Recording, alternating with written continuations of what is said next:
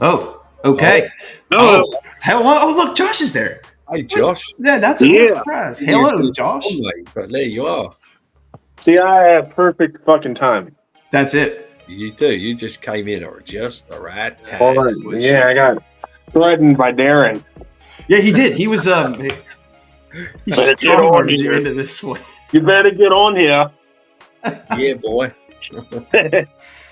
Well, I am glad to have you here with us, Josh. Sometimes we do these random things, specifically on Sundays. So we used to have this show going like every Sunday. Let me turn this darn music off. Good God, Yeah, it just please. gets worse. I'm getting and all worse. flustered over here. But yeah, we used to do this like almost every other Sunday, and it was so fun to do. And I missed it. So I was like, me and Darren were talking. We're like, hey, you know what? I'm like, while we're talking, we could do the same thing right here. And there's no topic. There's no Talk rhyme. right now. Yeah, we could talk right now. But again, there's no rhyme or reason on how this episode works. We just literally get on and talk about history or things that are happening in the world. Nice shirt, by the way. Did you watch that game today? Did you watch this? No, I was too busy actually watching the Chicago Bears game. Yeah, that was a blowout.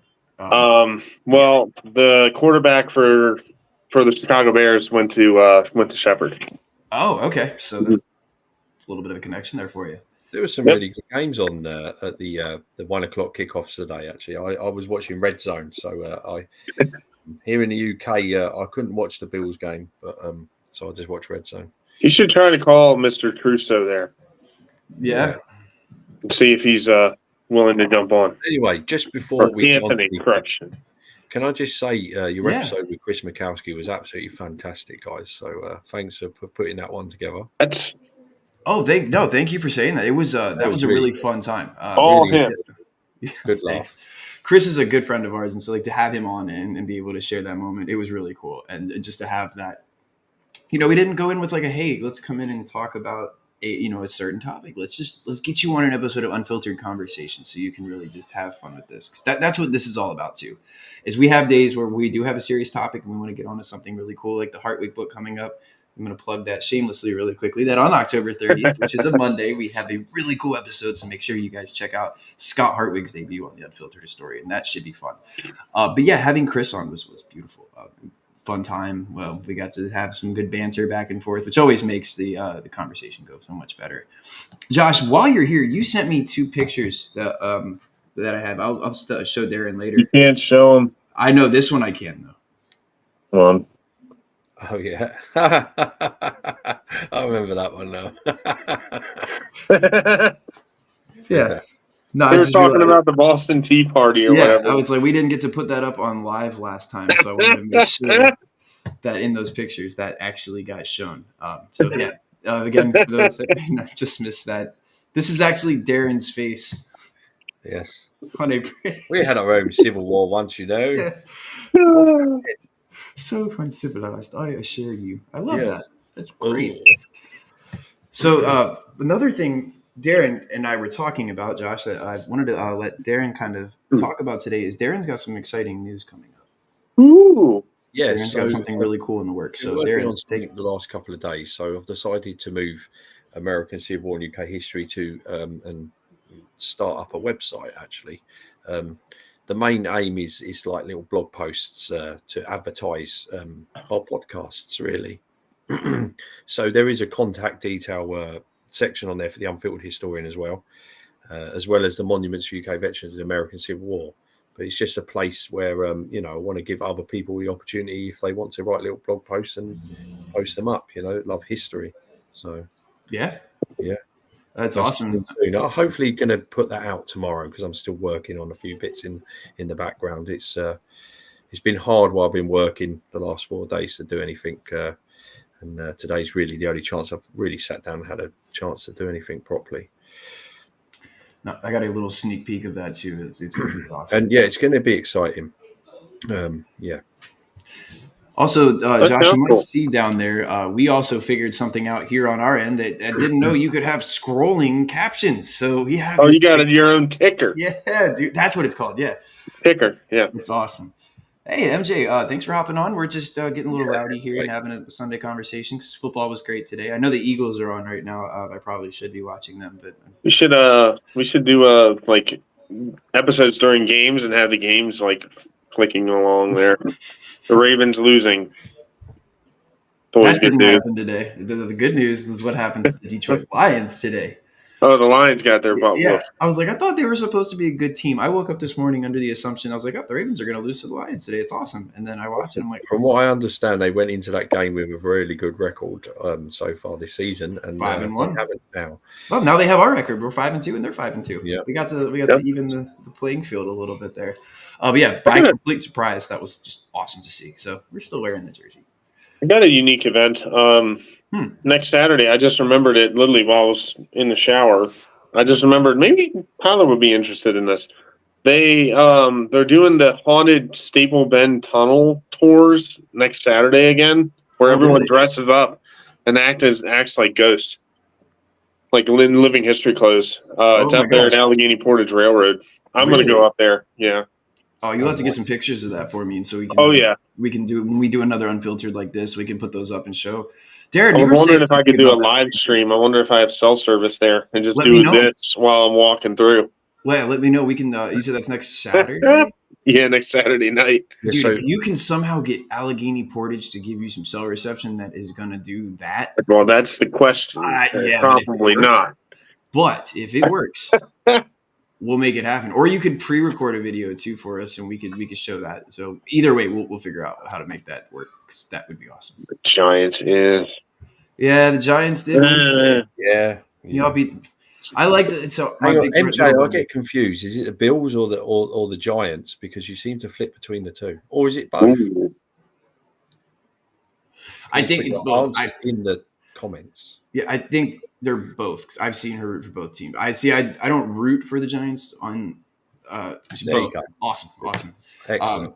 But my brother is a Giants fan, so I have to. My question is, which one would Major Cushman root for? Ooh, MJ, that's a really good question. I'm anticipating this answer. I'm always curious about what Ulysses Grant would root for. Maybe the Bears because he's from Illinois, right? Sorry for him then. To piggyback off what he said about Allegheny Portage, hold on. Before we go there, Major Cushman would go for the Giants. Look, Anthony said, "Let's go Jets" over there in the comments. Where are you at?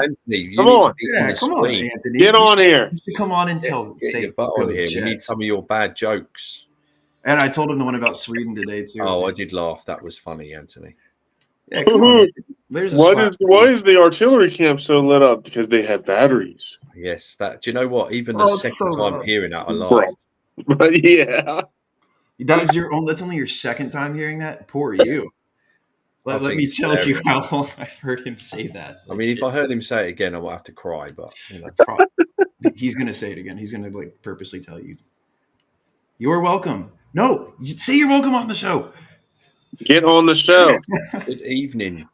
Fernando is in Venezuela. See, and you said last week that Massachusetts was the farthest we have a listener for. We've got Venezuela. Fernando's been on a few times. Yeah, Fernando has got a nice little group going on Facebook at the moment to do with the movies as well. I think it's Civil War movies or something like that.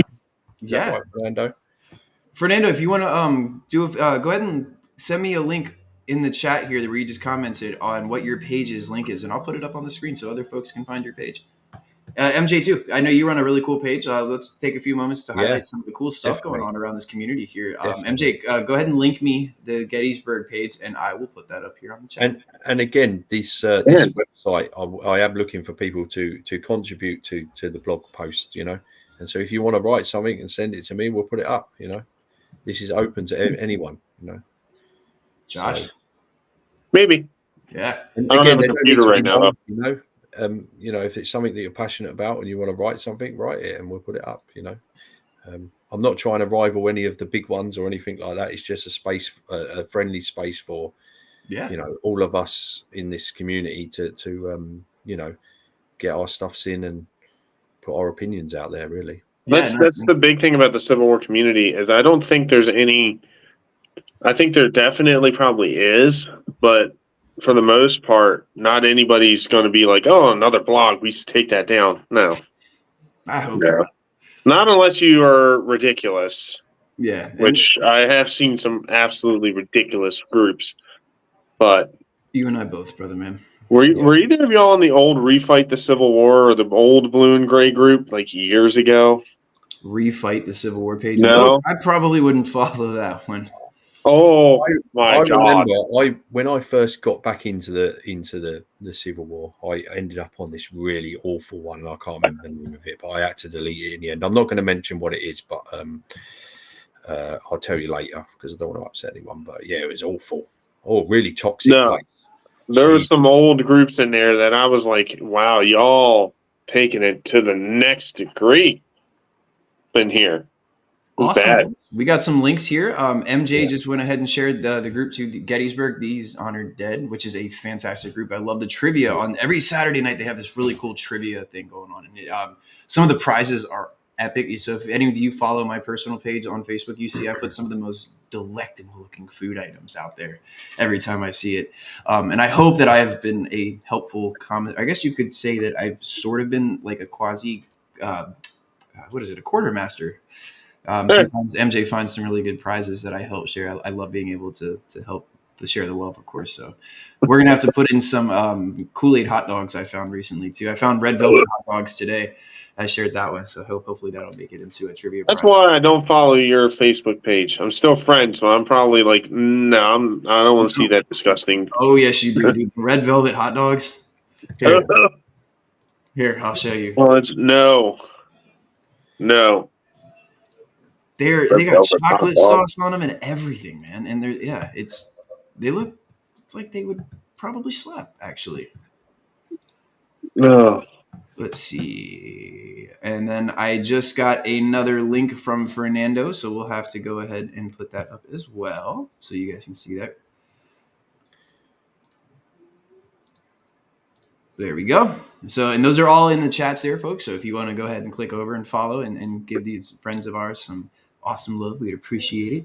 Readout Productions over on YouTube says, "Good evening, gents. The Fall Festival grind is here in PA. Huzzah for November and Turkey Day." That's right. We're coming up on Turkey Day. I think we've hashed this out. Readout Productions is in Western PA, right? I think so. Because that's where I'm at. Yeah. Also have a major Cushman and Winfield Scott Hancock. All right, link them. Link them in. Link them. Can I just say, MJ, I appreciate everything you do with inside the Civil War community on social media. Yeah, it's crazy. All this stuff go. I love seeing how many pages come in, and like that's the cool thing about doing these unfiltered conversations. Like I said, Darren and I were hashing it out just about how lucky we are to be able to have a platform to do this, and just thankful that him and I have met and how we met. Doing this virtual stuff. And it was just, MJ, you were brought up in a very good light because we're just like, these people are so impactful and help so many other groups out there. And that's what makes this such a good and fun time for all of us. And it's rewarding because we're learning something. We're actually being, engaged in these conversations. So having this community and as helpful as many of you are, we are just truly thankful for that. And that's kind of what sparked this tonight. It's almost like turning into an appreciation post for all our friends out there. Readout's great. Civil War Breakfast Club, fantastic group. If you guys haven't watched them, check them out. They do some really cool stuff. There's so many others I could go on a list, but those are the ones that are popping into my head because we worked a lot with these guys. So yeah, it's so cool to see that and having all this fun. Let's see. I've met great people in the Civil War community. Absolutely. Josh just disappeared. Hey, he'll be back. Readout said, "I should be working on Harper's Ferry video, yet I'm stuck in a North Korea rabbit hole and very, very scared. John Brown, save me." Okay, I came back in on that. Yeah, North Korea rabbit hole. Is that what I'm on a North Korea rabbit hole. John Brown, save me. That doesn't sound like a very nice place. Yeah, actually, I'm actually annoyed with myself because the other day I was so busy with my dedication I did on Monday, I forgot about the anniversary of John Brown's raid. I did too. And I was like really annoyed with myself when I realised it was the 20th. We are actually on a Civil War anniversary today and yesterday. Yeah. We are at Balls Bluff. I was kicking myself. If I'm not mistaken, 21st and 22nd would be the days for the Battle of Balls Bluff. I believe so. Yeah. see, 21st. I know there was some static fighting happening after the 21st, but yeah, the 21st is the day old Baker gets killed by rebels. That'll always make me so mad to know that a sitting senator was shot by rebels, man. I don't know why that, because so many other people get shot by rebels, but to have Baker killed by rebels, something about that just infuriates me. I got to pass Senator Baker's monument in the Capitol too. He was one of the ones that were in Statuary Hall. And guys, just I know to piggyback, we're going all over the place here. I wanted to show you guys one of the trivia prizes that hopefully will make it into Major Cushman's page there. It is a red velvet hot dog. Oh my God. There you go, Josh. I'm not even looking right now. I'm looking for a photo. So nice try. Okay. Yeah, if you got a good photo, it'd be awesome to see. I almost got you. I succeeded in getting a non-history friend interested in the Civil War via John Brown's raid. No kidding. That's and you know what? What a great way to introduce somebody into the Civil War. Like you really bring kind of the everything that culminates up to start the war, and that's obviously a catalyst for the war starting is what happens in Harper's Ferry with John Brown. So it's to start them there. You're almost starting them at the very beginning, and I think that's kind of very appropriate place. So that's awesome, man.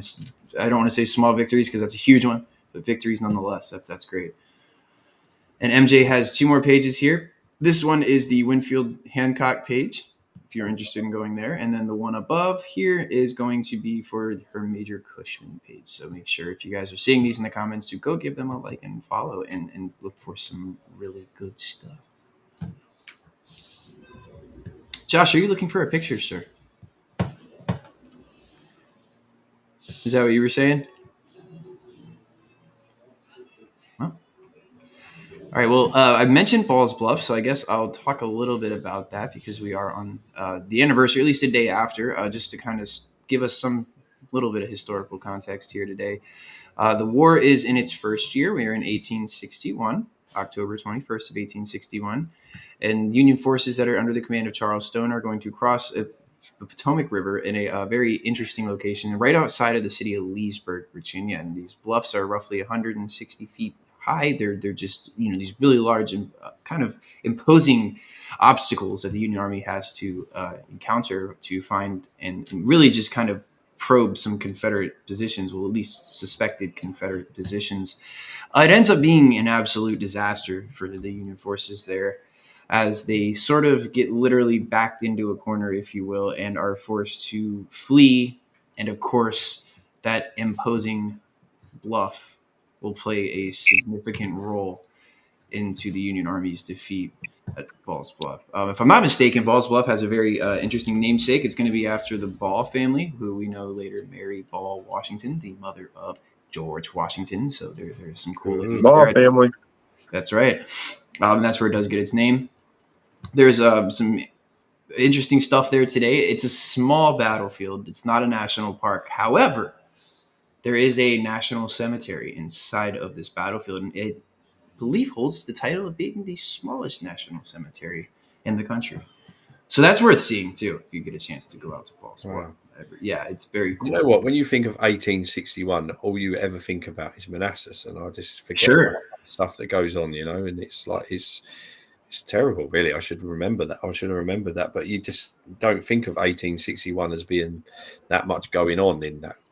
No, you don't. And I'm going to pull us up a picture. A little bit like 1863 and the Forgotten Fall, as coined by Tyler McGraw, the Unfiltered historian. Oh, thank you.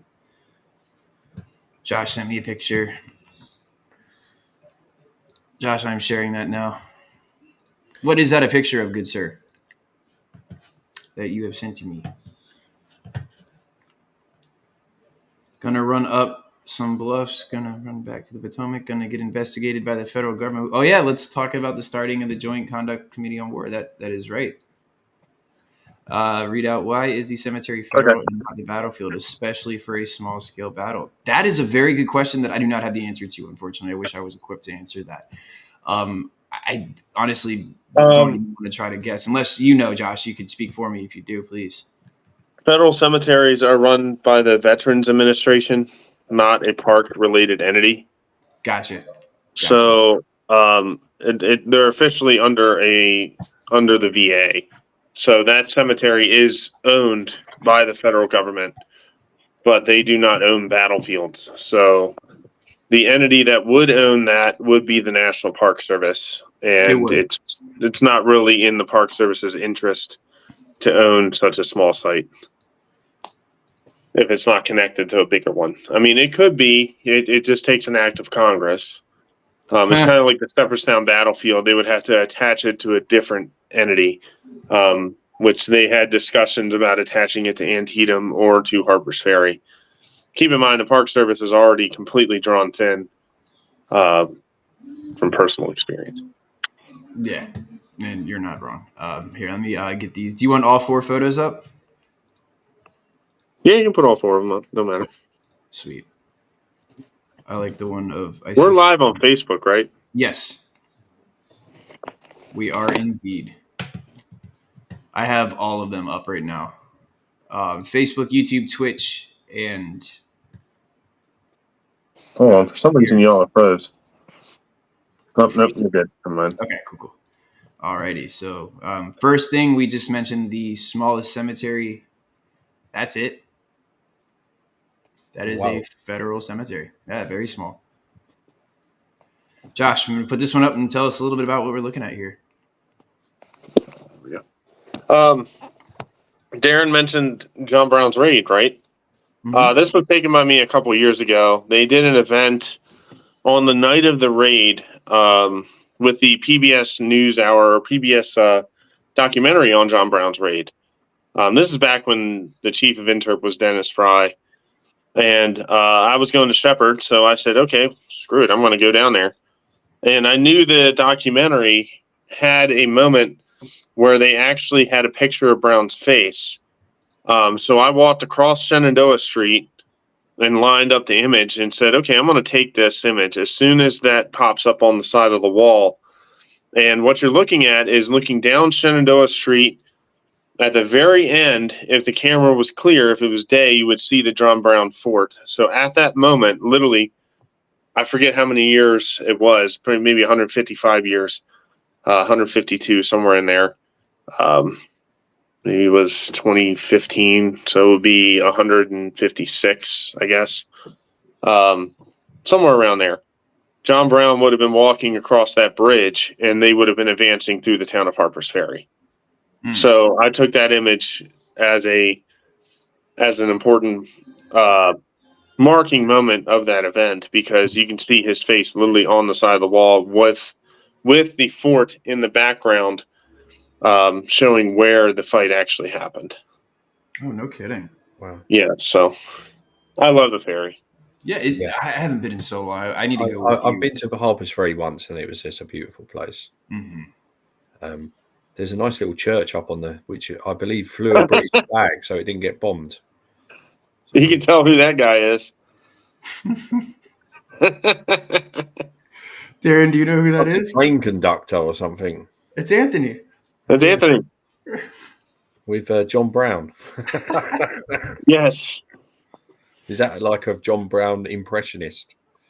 Yeah, so every year they do the At All Times Ready event, which has the U.S. Marine Corps Historical Company and the actor who plays Brown, and he's really good.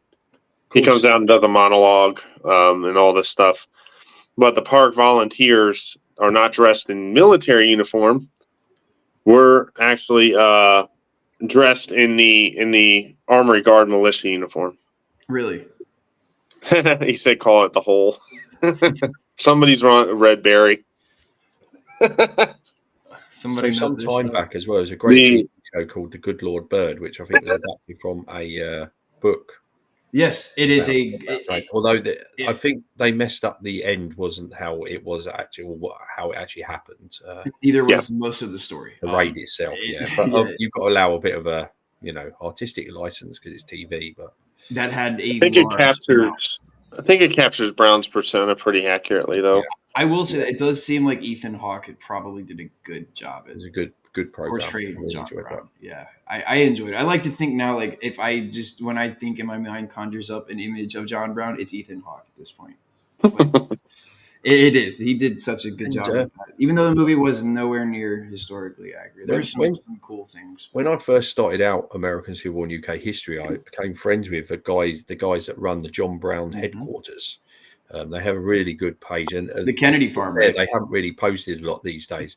I think they sort of like I don't know what's happened, but they don't post as much as they used to. But they had a really good Instagram page. Yeah, I remember that. Good people. And then last but not least, Josh, let's talk about this one before I put that one on. Yeah, it's the peeping Tom. It is a peeping Tom. Is that John Brown in the? That is John Brown looking out the window of the John Brown Wax Museum. I'm walking down the street during a assignment of some type that I can't talk about. Walking down the street, and I'm walking up High Street, and I looked in the window, and it scares the ever living shit out of me. Yeah, I'm like, oh my God. It scares the hell out of you. And I actually warned visitors sometimes, like if they're walking around or public, because, they'd be walking up High Street and I'm like, watch out for John Brown because he's going to scare the hell out of you. I mean, if you was on your own at night and you was walking down the street pissed, you would probably shit yourself. Yeah. That has happened. That's creepy AF. Yeah, it is. I would shit if I walked past that. I would literally just. They close the curtains at night. Darren listed it pretty accurately. Yeah. One night, a group of us were walking around the ferry because why not? And we're walking up the street, and the same thing happened. It scared the hell out of everyone. The first person up, and I don't know if it was Anthony who was up in front or my other friend, but somebody got the shit scared out of him. Is that like lit up all night too? So like if you're walking past, there's just enough lights where you can make that out through the window? Yes. Yeah. No, now, another little bit of a John Brown connection, because when I visited in 2007, I actually stayed in Charlestown, which is obviously where John was executed. Yep. Tried and executed, I believe. But that's where I stayed before I went to Harper's Ferry. But yeah, that was a cool little town. Next time you should stay in Shepherdstown. They just closed that Quality Inn that I used to stay at there, man. I'm really sad about that. In Shepherdstown, yeah. Yeah, I was when I go up to Antietam, it's actually where I like to stay because it's not terribly expensive. There's a Sheetz literally right in front of it, so coffee's right there. You don't have to have hotel coffee, and then you can just go through Shepherdstown.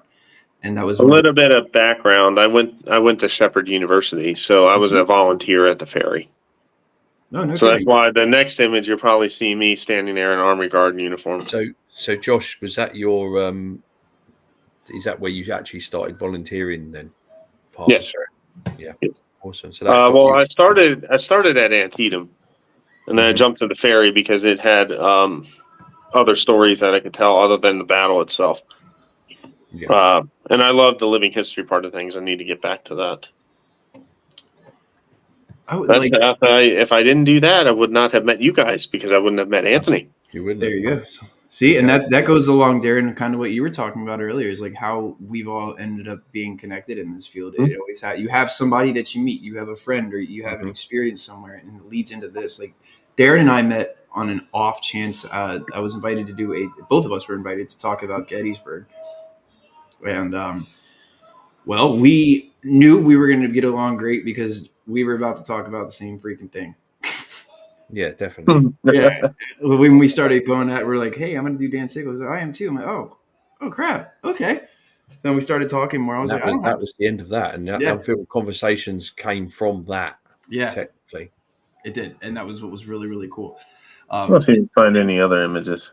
They tried to get me to do it live on the field in Gettysburg, but if anyone has ever been to a Civil War battlefield, again, cell phone service and battlefields, they don't.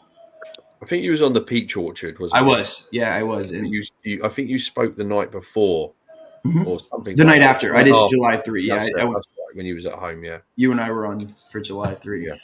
Yeah. And that show nearly got cancelled because we couldn't get anyone on it. Because it was actually my idea to do the show, but me and Eric Cole, who runs Shelby Foot Group, we had trouble getting anyone on for the third day. And he's like, well, I know this guy called Tyler. I was like, well, let's give him a shot, Oh, I appreciate that. It was he really came on and blew it out of the water, like, Because you know me, I don't get on and talk a lot about Gettysburg. a lot of other people have that covered, so I don't feel like I need to add to it. There's not much I could personally add either. It's been a long time since I've picked up a book on it. I don't hate it. I don't dislike it. It's just And the thing there's is that so many other place is battlefields around me integral here. to my story, because without that movie and without visiting that site, I am not sitting here now. You know, that's the thing. You know, there's other factors as well. And when I launch my website tomorrow, you can read my first blog post, and it explains all that. But you know, none of this happens without that movie. Yeah, because I wasn't interested in American Civil War at all before that.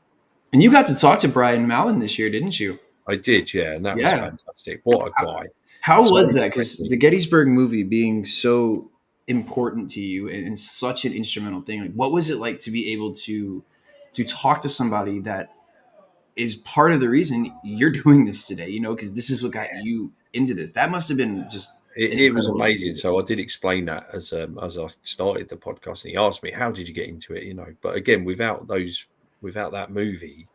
But again, the story of how I received the movie is quite funny as well, because I was an English Civil War reenactor, and my friend Tony Whalen comes on with this cardboard box with VHS videos in it.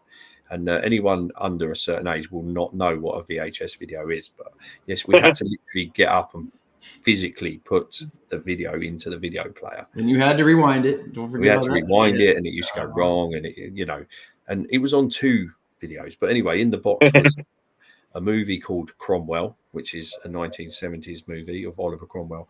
You also had Waterloo, which is actually quite a good film. Yes, it is. About the Battle of Waterloo. And the other one was Zulu, which is a fantastic movie.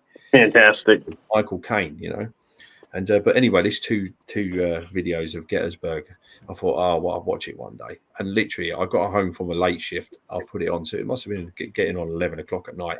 And it didn't finish till 4 in the morning. I watched the whole thing. And I was just like absolutely just transfixed by this film, you know. And from that, what spurred me on is I thought, I want to know what happened next, if you know what I mean. And I didn't realize something had happened before, because I was just completely naive about it. You know, it's really strange, isn't it? You know, it is. MJ said I think that happened with a lot of people, though. Like the movie Gettysburg is your way in. It's like a gateway drug. I saw it. Gods and Generals didn't do it for me.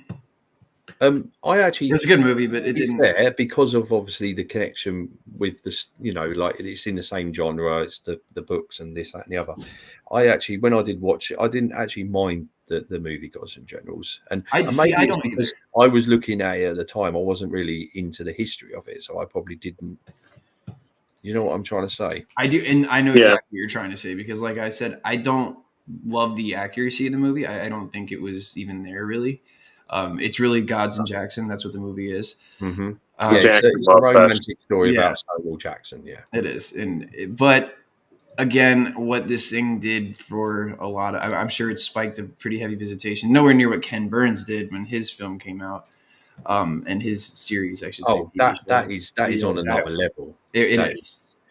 And I would love to see one like that today, because there needs to be some update especially with the climate and how everything's going. Like that would be a very interesting topic to make a 7-part series out of again. I think breaking that down now would be cool. What I really loved about Gods and Generals is obviously the scenes at Fredericksburg. You know, you know, at Harper's Ferry. It's very emotional. That is not. It's not. I sent that image because I want to know if anyone can guess where it is. It looks like that's not Arlington. Is it? It's very famous. No. Is it the place Lincoln was killed? Or not killed, but the house? Where he died. Tyler, you're too good. Is that it? That is the Peterson house. No kidding. That's taken from a photo of me sitting there in the hallway.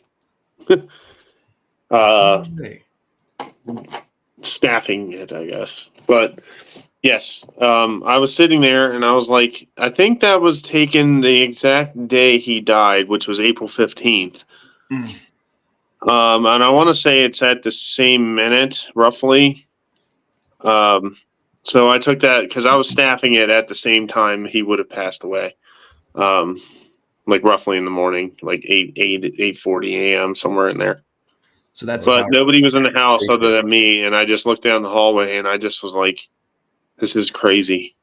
that you're in that room, in that building at that time. Yeah, that's powerful. Yeah, that must have been a And bit. is that? Are we looking in the direction of the room where he would have been laying? So what you're looking at is the hallway. So on the night of April 14th, he would have been taken through the door behind the camera and down the hallway to the bed at the very end of the hall.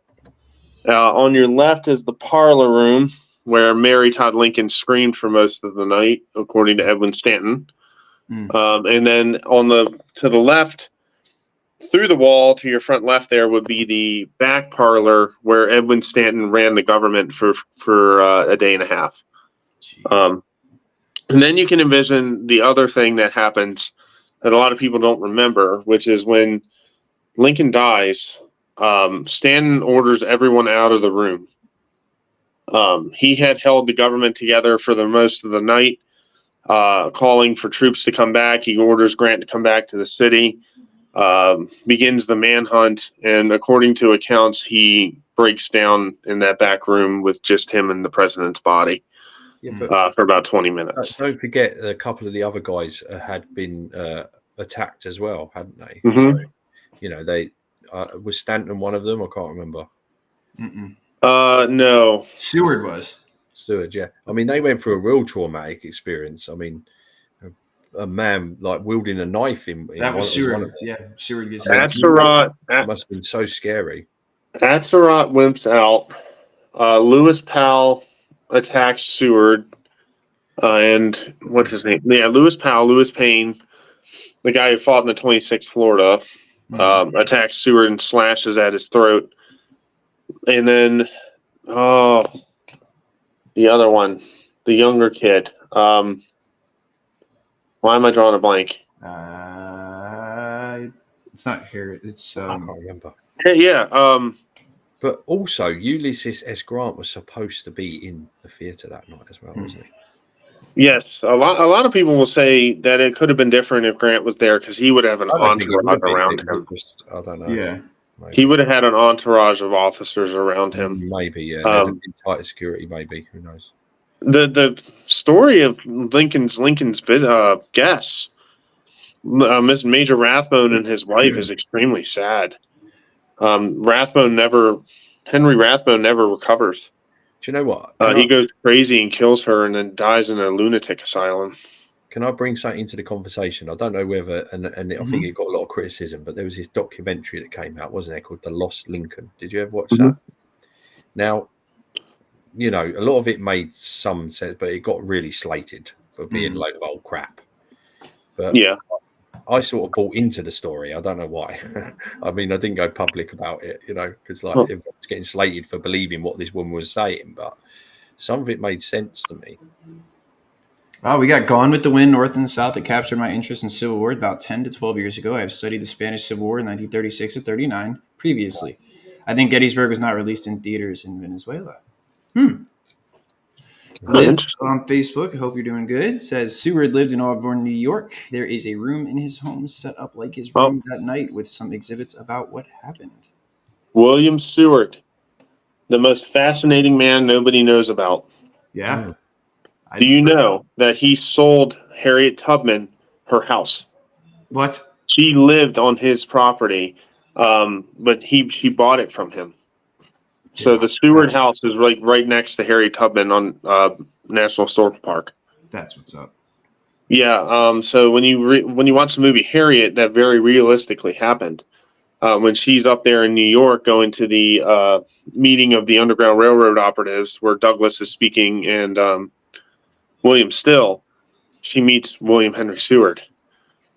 No kidding. Anyway, yeah.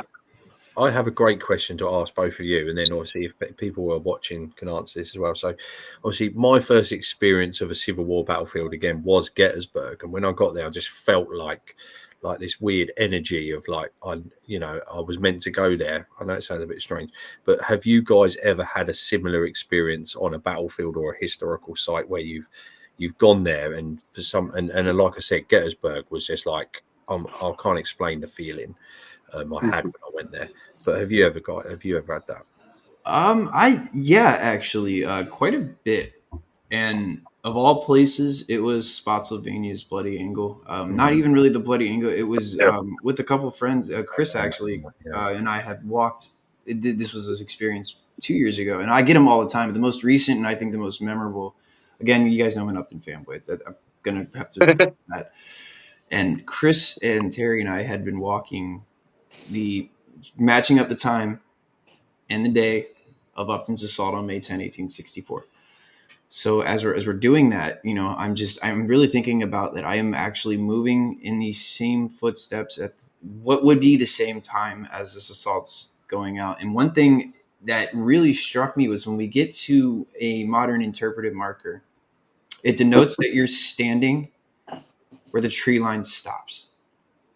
And there's still trees in front of you. You still have some good yardage to cover before you actually get to a break in the trees.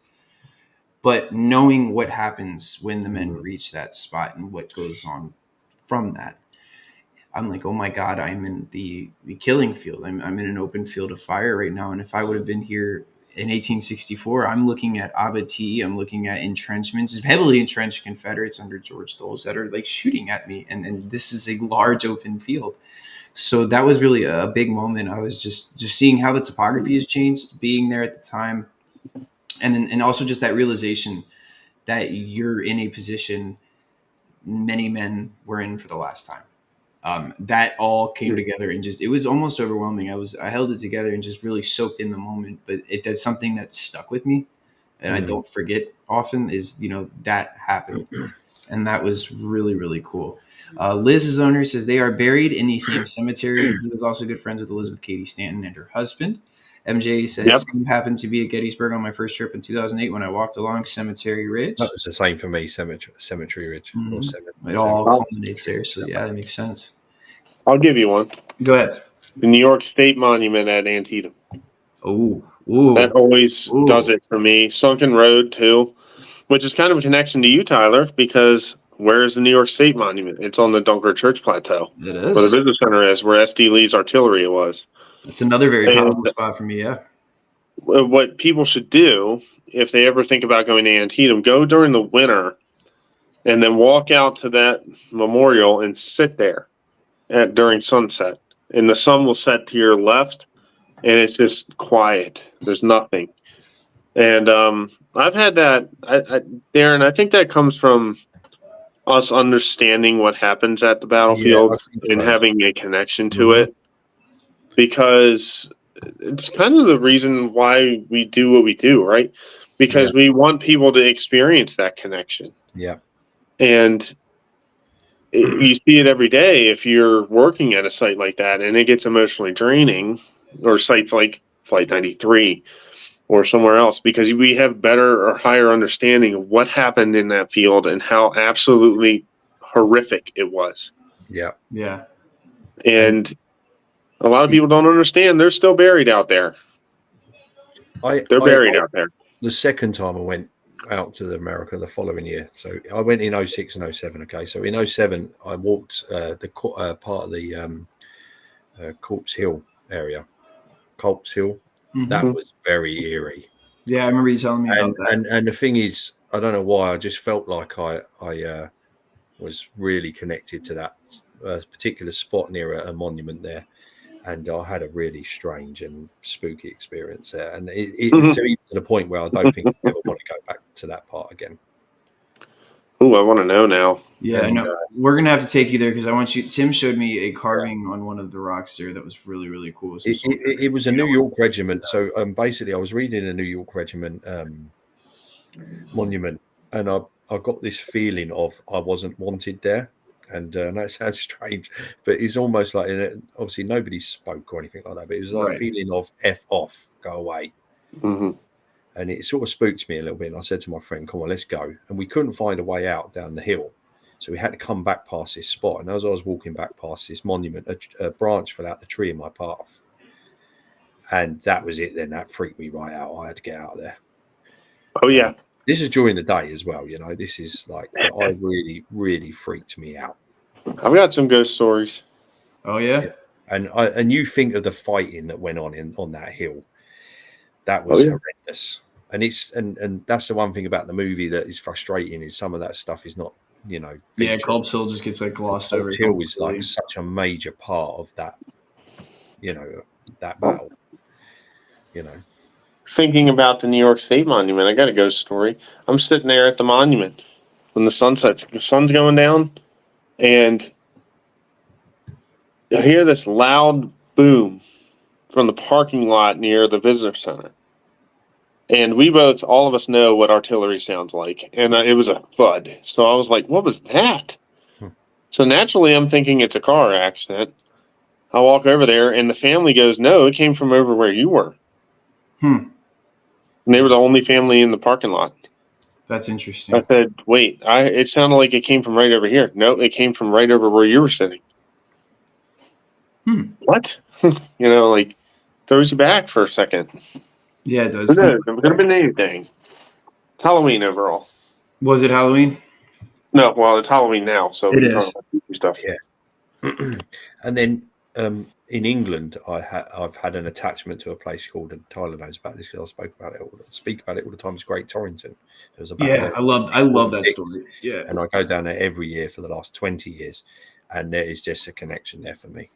And I've had some experiences in that pub. You know, the pub's around about 1300s or something, and it's where it was his headquarters, Lord Hopton's headquarters. It's a spooky place. You know, you wouldn't want to sit there on your own at night. Let's put it that way. You would probably shit yourself. You'd have to be really pissed. No, if I go over there, Josh, could you imagine having a beer in a bar that's been there since the 1300s? I will go over there just to visit Des. Yeah, that's what we got to do. That we got to do that. Yeah, he's got a friend down in Torrington. I got to meet over a podcast a while ago. He's really cool, Al. Alan Mitchell. Yeah, he had so many good things. I mean, and he did a song for us too. Got everything from that battle you could think of. We got to get him back on for a we do. Yeah, Torrington episode. And Josh, you have to be there for it because he has this really cool song. He wrote that song too, didn't he? He did write the song. Yeah, he played it for us on the podcast. Like actually performed the song. It was so cool. He was in a punk band way back when. Called Cult Maniacs, I think. Yeah, you look them up on YouTube. They've got a few songs on Spotify. Yeah, they're definitely. Al, I said, you've got songs on Spotify, and because he's a technophobe, he's like, have I? He gets royalties all the time. Dude, he has some interesting lyrics too. If you don't like bad words, don't listen to Lucy Lou. Oh yeah, Lucy Lou. Yeah, I know. I listened on every radio station. I bet it did. I listened. I was like, oh my god, very rude. Like, what is happening with this song? Just like I said, entertain yourself. Look up the lyrics. You'll understand. MJ has a comment there too. Spooky. Yeah, I'm getting goosebumps now. Stop it. Oh, what I sent? No, what MJ's put. Yeah, interesting. So I have never had any experiences I have also heard stuff in and around the cornfield. Yeah, not voices, but like things that you're wondering what was that. Can I have been ghost hunting too in Gettysburg. That was fun. Okay, Antietam. We had a light bulb explode and people, ghosts coming after us. Like most Civil War sites I've been to, always get some form of like energy or feeling, but Antietam, I just got peace. I can't understand it. I found it really strange. Even in the Sunken Road, I walk up there. I walked up Bloody Lane. I walked up it my own, and I didn't get anything. I just didn't understand why. It was really strange. Tell you where I always got a sense of peace was Arlington Cemetery. Oh yeah, I've been. Like you would think that would have more than it was, but it wasn't. It was always peaceful. Do you know I've actually never been to Arlington? Have you not? That is a travesty. That is. I live so close to it. I work close to it. Never been. That is a travesty. You need to go. Amazing. You need to go. I know. It's. There's got to be something. Like there needs to be. I mean, not a reason to go, but there needs to be that day where I just finally wake up. And I might be getting the story wrong, but am I right in saying they said, "Well, where are we going to bury the dead?" And they said, "We're burying him in Lee's backyard." Basically, I mean, in the shortest sense of the terms, yeah. Because his house is up there, isn't it? That he lived in before the war. Yes. Arlington House is the home of George Washington Parke Custis, the estate of the stepson of George Washington. 192 enslaved individuals there. Custis lived there until 1857 when he died in the North Wing, in the Custis bedroom. Robert E. Lee marries into the family, marries Mary Anna Randolph Custis, makes her Mary Anna Randolph Custis Lee. All 6 of the 7 Lee children are born in the house, with the first one being born at Fort Monroe. Really? I believe. I might be wrong. But so the estate ran all the way down. Tyler, you're from Northern Virginia, or Fredericksburg area, but Yeah. Nova. Yeah, I was born It in ran Leesburg. from Mason's Island, which is Theodore Roosevelt Island, all the way down to Reagan National Airport. Oh, wow. They owned all of that.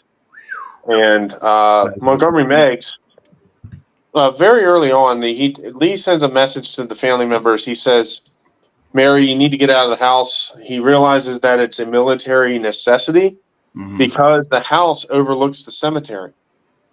Right. If you fire a 3-inch ordnance rifle at the max degree with the max amount of charge, at the very end of the chart, it can make it to the White House. Ooh. It's 4,100 yards away. I think it has a max range of like 4,300. And bigger guns, that's just a field cannon, a 3-inch ordnance rifle. Right. You can hit that. Bigger guns can easily hit anything farther than that. Lee, being an engineer, knows this. So he says, you got to get out of the house. Yeah. They get word from the trader in their family. What's his name? I'm drawing a blank again. Sorry.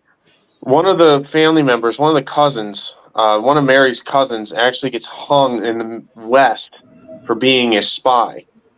And it's written about. And so he shows up and tells them to leave, and then they end up leaving. And she goes down the White House landing. That ends up getting burnt. She eventually makes her way into Richmond. But then as you go into 61, 62, 63, 64, that's essentially used as an encampment. One of the surgeons says, Father, we're within 20 rods of the house, which is 332 feet, which is from the front door to the bookstore.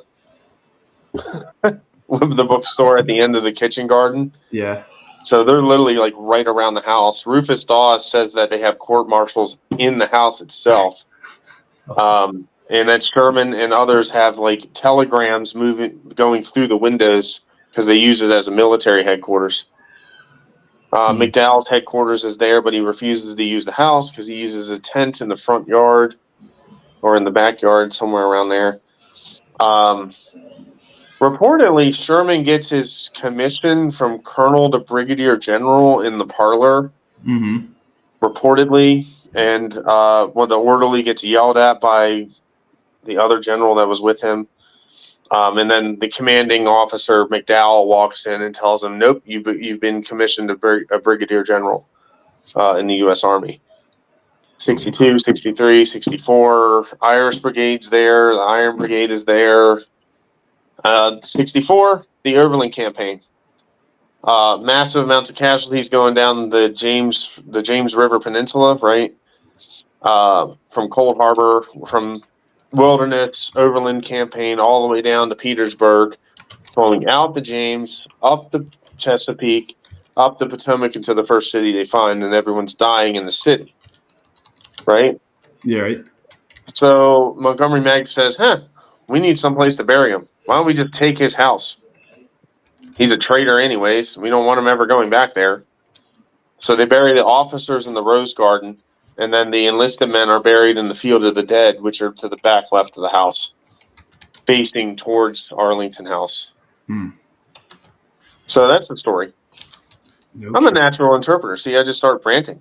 And that's it. It just starts going. It's fantastic. And if you don't know it, just make it up. It's okay. Yeah, you guys don't know the difference. I've never been there, so clearly. But you'll have one of those moments of like, oh my God, when you get up to the house, because the first burial, not in the cemetery, the first officer in the cemetery is within 20 feet of the door, 30 feet, somewhere like that. He's right there at the end of the garden. Literally right there. Literally, you could just walk out you just look out and you go, up there they are right there. Mm. The first enlisted soldier is Private William. I can't remember anything today, but he's in section 26, which is the other most historic section in the entire cemetery. Section 26. That's where, or 27. 27. The one where the USCT soldiers are buried. Okay. Yeah, that's a powerful play. I'd like to see that. Yeah. MJ said, now why do y'all got to be hanging spies? Because he's going to defend Billy Crispin. And then read out where it says that speaking of Sherman, I am taking Civil War college courses. And this week was time to discuss Sherman's March to the Sea. I'm having the time of my life. Hey, he dreamed of a brighter Atlanta. Always remember that. Dreamed of a brighter Atlanta, yeah. Yes, he did. Well, guys, we are hitting our mark today. Josh, thank you so much for popping on with Darren and I. We just, like I said, this is spur of the moment. We haven't done a Sunday. This is a kind of an older tradition that we've done, and this is how they go. Like I said, there's no script. We just get on and we talk shit because that's what we do. Yeah, but it was a fascinating chat. And in the chat quickly, I just put to the Great Torrington content that's on there. Sweet. So, go and have a look because I did some great stuff down there. Well, read out. Thank you for popping in today. Make sure to go check out all these wonderful links. And thank you guys so much for sharing your pages. Fantastic conversation tonight, guys. It was. Yeah. And again, come and join Scott next Monday. Yes, that'll be next Monday. Weird. You still there? Yeah, we're still. Oh, you're off now? Nope, we're still on. Just playing the music and we're about to go off. MJ said, oh, okay. Have to pop off. Thanks for the chat. Well, thank you for being there. We appreciate everybody popping in tonight. So, again, the next scheduled podcast we have is live Monday the 30th with Scott Hartwig. I Dread the Thought of the Place will be the topic. Fantastic book. If you guys don't have it, get it. It's big. It's going to take a long time to read, but it's worth every single page and all the time you put into that. So make sure you guys check out that conversation. Until then, or until we randomly decide to do this again, which isn't out of the realm of possibility, we will see you guys Monday the 30th.